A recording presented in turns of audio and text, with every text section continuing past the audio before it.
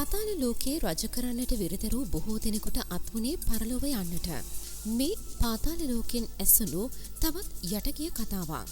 කළු අජිත්ගේ හැසිරීම් රටාව දිනෙන් දිනම වෙනස් වෙමින් තිබෙන බව චින්තක අමරසිංහට තීරුම් ගොස් තිබුණා. එහෙත් ඒ බව නොපෙන්වා කළු අජිත් සමග වෙනදා මෙන් ගනුදෙනු කිරීමටත් පෙර තිබූ සම්බන්ධතාවය ඒ අයුරින්ම පවත්වාගෙන යාමටත් චින්තක හැම විටම උත්සාහ කළා. කළු අජිත් ගෙන ගියේ එවැනිම ද්විත්ව රංගනයක්. ඔහු චින්තකගේ කල්ලියෙන් මිදී ස්වාධීනව කටයුතු කිරීමට නැඹුරුතාවයක් දැක්වුවා. ක්‍රමක්‍රමයෙන් කළු අජිත් පාතාල ලෝකයේ පුරා සිය අනසක ක්‍රියාත්මක කරන්නට වුණා.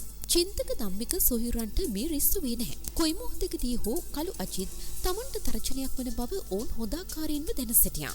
නාවල නිහල්ද කළු අජිත් පිළිබඳව නොයෙකුත් දේ කියමින් චින්තකගේ කල්ලිය හා කළු අජිත්ගේ කල්ලිය අතර ඇතිවෙමින් තිබූ විරසකිය තව තවත් වර්ධනය කිරීමට උත්සාහ කළා. චින්තක කළු අජිත් සීතල යුද්ධය ඒ තරම් කාලයක් පැවතියේ නැහැ. චින්තක පරලොව යැවීමේ අවශ්‍යතාවය වැඩිපුරම තිබුණේ නාවල නිහල්ට. ඔහු කළු අජිත්ගෙන්වා නිරන්තරයෙන්ම මේ පිළිබඳව උනන්දු කළා. චින්තකයා යන්න ඕන කාලේ හරි. ඔබ දැන් පාතාල ලෝකයේ හොඳ කිරුම්කාරයෙක්. කාටවත් ඔබව වටන්න බෑ. ඒ නිසා චින්තකයාටයි ධම්මිකයටයි වැඩේ දීපන්. නාවල නිහල්ගේ උපදෙස් හිස මුදුනින් පිළිකත් කළු අජිත් චින්තක ඝාතනය කිරීම සඳහා අවසන් සැලසුම සකස් කරන්නට වුණා. මේ ප්‍රහාරය සඳහා තමන්ම යා යුතු බවයි කළු අජිත් කල්පනා කළේ. පාතාල ලෝකයේ දෙන්නෙක්ට රජ කරන්න බෑ. උඹ යන්න ඕන කාලය ඇවිත් චින්තක. කළු අජිත් මිලිමීටර 9 වර්ගයේ පිස්තෝලයක් ඉද එය දකුණු අතින් දැඩිව ග්‍රහණය කරමින් මොහොතක් කල්පනා කළා. චින්තකගේ ප්‍රධාන ගෝලයක වූ කන්ද උඩගේ නෙල්සන් නොහොත් උදයා පදිංචි වී සිටියේ ග්‍රෑන්ඩ් පාස් පන්සල වත්ත ප්‍රදේශයේ. උදයාගේ නිවස හැම අතින්ම ආරක්ෂා සහිත ස්ථානයක් වුණා. මේ නිසා චින්තක වැඩි කාලයක් උදයාගේ නිවසට වී ගත කිරීමට පුරුදු වී සිටියා. චින්තක පන්සල් වත්තේ උදයාගේ නිවසේ නිතර කාලය ගත කරන බව කළු අජිත් දැනගෙන සිටියා. දිනක් කළු අජිත් සිය ගෝලපාලීන් කිහිප දෙනෙකු සමග චින්තක සොයාගෙන ආවා. මාරයා තමා පිටුපස පන්නාගෙන එන බව චින්තක දැන සිටියේ නැහැ. ඔහු කළු අජිත්ව ඉතාමත් සුහදව පිළිගත්තා. ඔවුන්ගේ ප්‍රධානතම මාතෘකාව වුණේ ඒ දිනවල පැවති ක්‍රිකට් තරගයක් පිළිබඳවයි. එහෙත් කළු අජිත්ගේ මනස ඒ මොහොතේ ක්‍රියා කළේ වෙනත් අරමුණක් ඉටු කර ගැනීම වෙනුවෙන්. අවසානයේදී කළු අජිත් ක්‍රියාත්මක වුණා. ඔහු ඉනේ සංගවාගෙන සිටි පිස්තෝලයකින් චින්තකට පන්නා වෙඩි තැබුවා. නොසිතූ මොහොතක කළු අජිත්ගෙන් එල්ල වූ ප්‍රහාරයෙන් බේරීමට චින්තක දැඩි උත්සාහයක් ගත්තා. එහෙත් මරුවා පරාජය කිරීමට චින්තකට හැකි වුණේ නැහැ. චින්තක මරා දැමූ කළු අජිත් ධම්මිකද එම ස්ථානයට ගෙන්වා ඔහුද පරලොව යැවීමට සැලසුම් කරගෙන සිටියා. එහෙත් කළු අජිත් චින්තකට වෙඩි තැබූ පොත ඒ මොහොතේදීම ධම්මිකගේ කනට යම නිසා ඔහු දිවි ගලවා ගත්තා. පාතාලයේ රජු ලෙසින් සිටි චින්තක අමරසිංහ කළු අජිත් අතින් මැරුම් කෑ පොත ලැව්කින්නක් මෙන් පැතිර යන්නට වුණා. මේ සිද්ධියෙන් පසු කළු අජිත් මහා කිලිකාරියෙකු බවට පත් වුණා. ඒ පාතාල ලෝකයේ ස්වභාවයයි. පාතාල ලෝකයේ දැවැන්තයෙකු මරා දැමූ පසු ඊට සම්බන්ධ පුද්ගලයා මහා කිරුම්කාරයෙකු ලෙස පාතාලයේ අනෙකුත් සමාජිකින් විසින් පිළිගනු ලබනවා. තම සොහොයුරා මරා දැමීම පිළිබඳව සියලු තොරතුරු ධම්මික සොයාගත්තා. මං ඕකගේ සනුහරීම විනාශ කරනවා. මගේ අයියා මරාපුන්ට මං යහතින් ඉන්න ඉඩ තියන්නේ නැහැ. ධම්මික දැඩි කෝපෙන් කෑ ගැසුවා. ධම්මික කළු අජිත්ගේ කල්ලියට එරෙහිව සටනට අවතීර්ණ වන්නේ ඉන්පසුවයි. මේ වන විට කළු අජිත් ඉතාම ප්‍රබල තත්වයක පසු වුණා. අජිත්ගේ කල්ලියෙන් බේරීමට ධම්මික කොළඹින් පිට ආරක්ෂිත ස්ථානයක් සොයා ගියා. ක්‍රිස්ටෝපර් බැරිගේ සොහොයුරියෙකුට අයත් විශාල නිවසක් රත්තුලගම ප්‍රදේශයේ වුණා. ඒ ඉතාම ආරක්ෂාකාරී ස්ථානයක් බව ධම්මික දැන සිටියා. ඔහු සිය ගෝලපාලින්ද සමග රත්තුලගම නිවසේ ඉතාමත් රහස්‍යගත ලෙස නවත්වගෙන සිටමින් කළු අජිත්ට එරෙහිව ප්‍රහාර දියත් කළා. ඒ වන විට ධම්මිකගේ කල්ලියේ ප්‍රබලීන් වූ ක්‍රිස්ටෝපර් බැරි මොරටු සමන් කනත්තාරච්චිගේ පියරත්න සංජීව පෝල් ඇතුළු තවත් සගින් කිහිප දෙනෙකු මෙම නිවසේ සිටියා. චින්තක මරා දැමීමත් ධම්මිකගේ අතුරුදන්වීමත් නිසා කළු අජිත් කොළඹ පාතාලයේ ඔටුනු නොපලන් රජු බවට පත් වුණා. මහා පරිමාණ මත්කුඩු ජාවාරම මෙහි වූ අජිත් ඉන් අති විශාල මුදලක් උපයාගත්තා.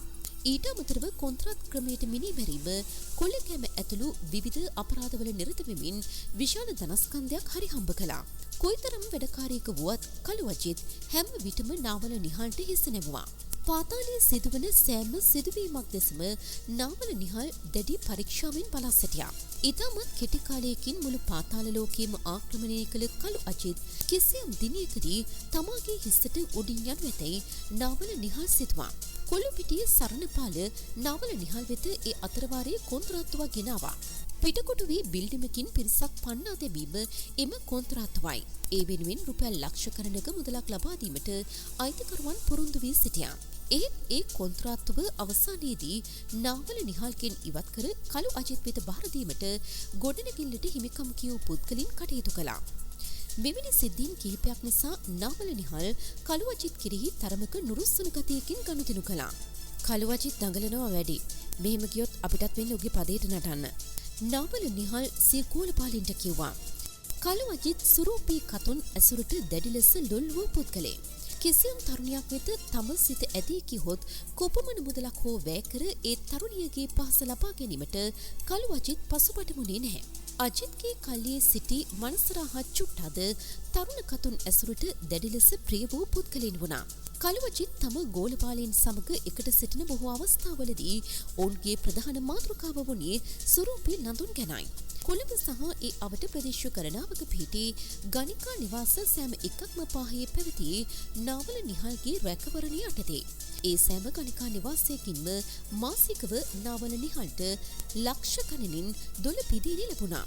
නාවල නිහල්ගේ රැකවරණය මත ඇති ගණිකා නිවාසයකට පොලිසියෙන් පවා කරදර සිදු වුණේ නැහැ. එවකට සිටි ඇතැම් උසස් පොලිස් නිලධාරීන් සමීපව ඇසුරු කළ නාවල නිහල් තමන්ගේ ආරක්ෂාව යටතේ ඇති ගණිකා නිවාසවලට නීත්‍යානුකූල නොවන ආකාරයට රැකවරණය ලබා ගත්තා.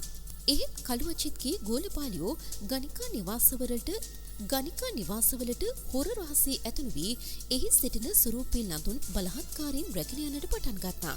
ඒ වන විට කළු අජිත්ද කොළඹ පාතාලයේ දැවැන්තයෙකු වී සිටීම නිසා ගණිකා නිවාස පාලකයන්ද ඔහුට එරෙහි වීමට මැලිකමක් දැක්වුවා. එහෙත් ඔවුන් හැම විටම නාවල නිහල්ට මේ පිළිබඳව පැමිණිලි කිරීමට අමතක කළේ නැහැ. නිහල් අයියා කළු අජිත්ගේ ටීම් එකෙන්ගෙන් අපිට හරිම කරදරයි. හැම වෙලේම ඇවිල්ලා මෙතන ඉන්න හොඳ අයිටම් අරගෙන යනවා. මෙහෙම ගියොත් අපේ බිස්නස් වැටෙන්න පුළුවන්. මේකට මොනවා හරි කරලා දෙන්න.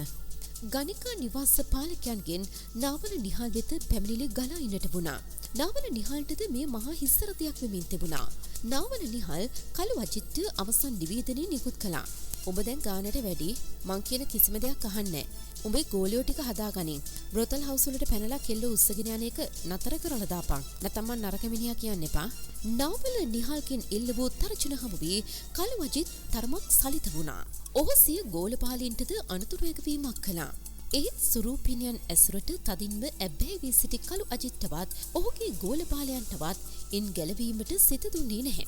දිනක් කළු අජිත්ගේ ගෝලීන් දෙදෙනෙකු වන වනසරහා චුට්ටා එවකට නුගේකොට පිහිටි ප්‍රසිද්ධ ගණිකා නිවාසයකට කඩා වැටුණා. එහි පාලකින් සුවාගිය අජිත්ගේ ගෝලීන් දෙදෙනා ඔවුන්ට තර්ජනය කළා.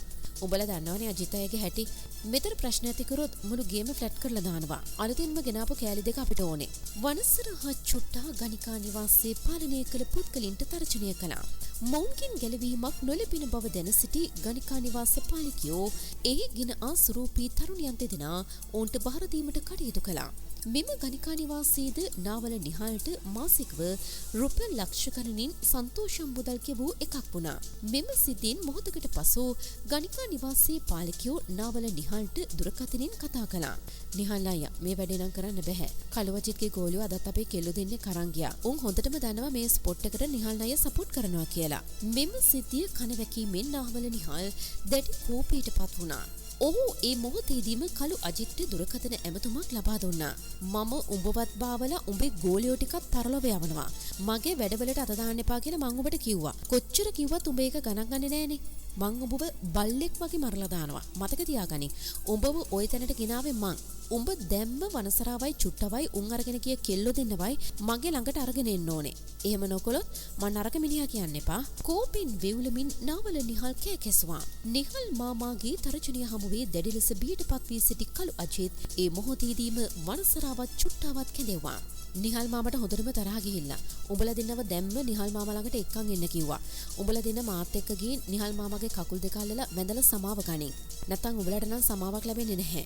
කලු අජිත් සිය ගෝලින් වෙත ගෝරනාඩු කළා. ඔවුන් සියලු දෙනා නාවල නිහාල්ගේ තරම හොඳින් දැන සිටියා. නිහාල් මාමා තරහ කර ගැනීම තමන් විසින්ම වලකපා ගැනීමක් බවයි ඔවුන් තේරුම්ගෙන සිටියේ. කලු අජිත් සිය ගෝලින් දෙදෙනාද සමග නිහාල් මාමා මුණ ගැසීමට සූදානම් වුණා. නිහාල් තමන් සමග දැඩි වෛරයකින් පසුවන බව කලු අජිත් මෙන්ම ඔහුගේ ගෝලබාලින්ද දැන සිටියා.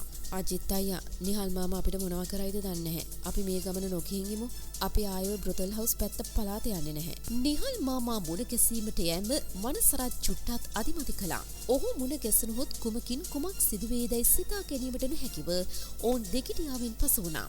බොරෙල්ල හන්දියෙන් රාජකිරිය දෙසට හැර වූ කලු අජිත් චොට්ටස් සහ වනසරා රැකත් මෝටර රථය පවනට බදු වේගෙන් ධාවනය කළා. ඒ වන විට චුට්ටා හා වනසරා දීන් ගොඩකත් මත්සින් මෙන් ගැහෙන්නට වුණා. බොස් නිහාල් මාමා අපි දෙන්නට හොඳටම ගහයි නේද? දන්නවනේ යාගේ හැටි. අනේ බොස් අපිව බේරලා දෙන්න. කම්මුලදිකී රුරා ආදහදිය බිඳු පිස්ස දමමින් චුට්ටා ප්‍රකාශ කළා. නිහාල් මාමා කී පාරක් කිව්වද මිනිහාගේ ස්පොට් වලට ගේන කෙල්ල උස්සන්න එපා කියලා? කොහෙද උඹලා කියන කිසිම දෙයක් අහන්නේ නැහනේ. කලු අජිත් ප්‍රකාශ කළා. දැඩි ලෙස බිහිදියටපත් වී සිටි චුට්ටා සහ වනසරා අතරමඟදී කලු අජිත්ගේ මෝටර රථයෙන් පැන පලා ගියා. නිහාල් මාමා හමුවීමට ගියහොත් Tamanට අත්වන ඉරණම ඔවුන් හොඳාකාරවම දැන සිටි නිසා පලා යෑම හැර වෙනත් විකල්පයක් ඔවුන්ට තිබුණේ නැහැ. කලු අජිත් සිය ගෝලින් දෙදෙනා නාවල නිහාල් වෙත ඉදිරිපත් කිරීමට මේ අනුව හැකි වුණේත් නැහැ. මේ සිද්ධින් පසු නාවල නිහාල් කලු අජිත් කෙරෙහි තව තවත් වෛර බැඳගත්තා. නාවල නිහාල් අතට පත්වීමට තිබූ රුපියල් ලක්ෂ ගණනක් වටිනා අපරාධ කොන්ත්‍රාතු රැසක් කලු අජිත් බාර ගැනීම නිසා මේ වෛරය දෙගුණ තෙගුණ වී තිබුණා. කලු අජිත් දැන් හිටියා ඇති. මිනිහා මං කියන කිසිම දෙයක් අහන්නේ නැහැ. අපි මිනිහා වයින් කරන්න ඕනේ. නාවල නිහාල් සිය කල්ලියේ මහමුලකාරයා ලෙසින් ප්‍රසිද්ධ වී සිටි පියට්ට කිව්වා. නාවල නිහාල්ගේ සියලුම අපරාධ සැලසුම් කළේ පියට්ටි. නාවල නිහාල්ගේ උපදෙස් මත කලු අජිත් පරලොව යැවීමේ සැලසුම පියට්ටි අතින් ලහිලහිම සකස් වන්නට වුණා. නිහාල් අයියා අපි මුළු පාතාලෙම හෙල්ලෙන විදිහේ ගේමක් දෙමු. අනිත් උන්ට දැනෙන විදිහට කලු අජිත්ට ගහන්න ඕනේ. පියට්ටි සිය සැලසුම ගැන සියලු විස්තර නාවල නිහාල්ට ප්‍රකාශ කළා. දිනක් හිටි හැටියෙම නාවල නිහාල්ගේ ගෝලයෙකුගෙන් කලු අජිත්ට දුරකථන ඇමතුමක් ලැබුණා. කලු අජිත් ඒ ඇමතුම ලබාගත්තේ තරමක දෙගිඩියාවකින්. නිහාල් අයියා කිව්වා කොහොමද ඇග්නස් අක්කාගේ ස්පොට් එකට එන්න කියලා. බිස්නස් වැඩක් කතා කරගන්න තියෙනවා කියලා කිව්වා. නාවල නිහාල්ගේ ගෝලයා කලු අජිත්ට දුරකථන පණිවිඩයක් ලබා දුන්නා. මොකද නිහාල් මාමා හදිස්සියෙම එන්න කියන්නේ. අපි අතර මුකුත් ප්‍රශ්නයක් වුණේ නැහැනේ. කලු අජිත් කල්පනා කරන්නට වුණා. ඔහුගේ සිතට නොහුරු බියජනක හැඟීමක් දැනෙන්නට පටන් ගත්තේ කිසියම් අනතුරක සීයාවක් පෙනෙන්නට තිබුණු නිසා. දුරකථන ඇමතුමින් පසු කලු අජිත් නිහාල් මාමා හමුවීමට යෑම සඳහා සූදානම් වුණා. නිහාල් මාමා හමුවීමට යද්දී අවි ආයුධ රැගෙන නොයාමට කලු අජිත් මෙන්ම පාතාලයේ අනිකුත් සමාජිකයන්ද ප්‍රතිපත්තියක් ලෙසින් කරගෙන ගියා. ඒ නාවල නිහාල්ට දැක් වූ ගෞරවය පක්ෂාපාතී භාවයෙන් නිසා. කලු අජිත් තම කල්ලියේ සමීපතමයක වූ අතකොට කළුවා හා තවත් දෙදෙනෙකුද කැටුව වෑන් රථයට ගොඩ වුණා. කොහුවල ඇග්නස් අක්කාගේ කනිකා නිවාසය කලු අජිත්ට නුහුරු නුපුරුදු ස්ථානයක් වුණේ නැහැ. තරුණ ලදුන්ගේ පහස සොයා ඔහු මෙම ස්ථානයට නිතර දිවේලි පැමිණියා. කලු අජිත් ඇතුළු පිරිස රැකත් වෑන් රථය කොහුවල ඇග්නස් අක්කාගේ නිවසට සීන්දු වෙදී නාවල නිහාල්ගේ ගෝලපාලින් ඔවුන් පිරිකැනීමට සැරසී සිටියා. වෑන් රථයෙන් බැසගත් කලු අජිත් වටපිට බැලුවා. සියලු දෙනාම තෘෂ්ණිම්බූතව බලා සිටියා. කලු අජිත්ගේ සිතට වෙනදා නොදැනෙන අමුත්තක් එදින දැනෙන්නට වුණා. කිසියම් අනතුරක සීයාවක් පෙනෙන්නට වුණා. ඇග්නස් අක්කාගේ දෙමහල් නිවසේ උඩුමහලේ පිහිටි අඳුරු කාමරයක නාවල නිහාල් පියටි ඇතුළු ගෝලපාලයන් කිහිප දෙනෙකුම වුණා. කලු අජිත් නාවල නිහාල් ඉදිරියේ පෙනී සිටියා. නාවල නිහාල්ගේ මුණේ කිසිදු අනුකම්පා සහගත බවක් පෙනෙන්නට තිබුණේ නැහැ. ඔහුගේ මුණ දෙස එක්වරම බැලීමට අපොහොසත් වූ කලු අජිත් බිම බලා ගත්තා. "ඔබ හිතාගෙන ඉන්නේ ඔබ පාතාලේ මහ කිරුමා කියලාද? මේ නිහාල් ඉන්නකන් ඒව හරියන්නේ නැහැ. ඔබට කවදාවත් බෑ පාතාලේ රජ වෙන්න." ඒ සමගම නාවල නිහාල් කලු අජිත්ගේ කම්මුල හරහා වේගවත් පහරක් එල්ල කළා. කලු අජිත්ගේ ගෝලබාලයෝ කලු අජිත්ට ඉතාමත් අමානුෂික ආකාරයෙන් පහර දුන්නා. අජිත්ට පමණක් නොව ඔහුගේ ගෝලබාලයන්ටද සිදුවුණේ ඒ ප්‍රහාරවලට ලක්වීමටයි. මුන් ටික බැඳලා රෑ වෙනකන් කාමරයට දාලා තියපියව. නාවල නිහාල්ගේ නියෝගයකට අනුව ඔහුගේ ගෝලපාලින් කලු අජිත් ඇතුළු සකින් තුන්දෙනා කම්බි වලින් ගෙටක්සා කළුවර කාමරයක සිර කර තැබුවා. තෝන් නැහින්නේ ගෑනු නිසා. අද මං තෝව පරලොව යවනවා. මගයනට උඩින් යන්න එකෙකුටවත් බැහැ. එහෙම ගිය එකෙක් යහතින් ඉඳලත් නැහැ. නිහල් කෝපින් කෑගැසු. නිහල් කෝපින් කෑගැසුවා. නිහල්ගේ ගෝලපාලින් ඇග්නස් අක්කාගේ කනිකා නිවාසයේ සිටි තරුණ කාන්තාවන්ගේ යට ඇඳුම් කෙනෙවිත් ඒවා කළු අජිත්ගේ කටට ඇතුළු කරමින් සිර කළා. අජිත්ගේ ගෝලපාලින්ටද ඒ සියලුම වද බන්ධන විදීමට සිදු වුණා. නිහල්ගේ නියෝගය මත කළු අජිත් පැමිණි වෑන් රථයටම ඔවුන් සිව්දිනා පටවාගත් නිහල්ගේ ගෝලපාලියෝ වෑන් රථය ගල්කිස්ස ප්‍රදේශයට රැගෙන ගියා. එවන විට මධ්‍යම රාත්‍රියේද ගෙවී යමින් තිබුණා. වෑන් රථය ගල්කිස්ස බඩුවිට පාර ප්‍රදේශයේ නතර කෙරුණා. උඹේ සෙල්ලම් අදින් ඉවරයි. දැන් ඉතින් උඹලා දෙවියන් සිහි කරගනින්න. පියටි කෑ ගැසුවා. එකෙකු අත වූ පිස්තෝලිය ක්‍රියාත්මක වුණා. නිහැඬියාව බිඳගෙන පිටපු විටි උණ්ඩ කළු අජිත් ඇතුළු සක්යන්ගේ සිරුරු විනිවිද ගියා. මොහොතකින් සියල්ල නිමාවටපත් වුණා. කළු අජිත්ගේ හා ඔහුගේ ගෝලයන්ගේ නිසල සිරුරු වෑන් රථයට දමා ඊට ගිනි තැබූ පියටි ඇතුළු පිරිස කිසිදු අනතුරකින් තොරව පෙරලා පලා ගියා. පාතාල ලෝකයේ කිරුළු පැරදීමට සිහින මවමින් සිටි කළු අජිත් අවසානයේදී මහමගදී මිය ගියේ පාතාල අපරාධකරුවන් සැමට අත්වන ඉරණම මෙය බවට සනාථ කරමින්.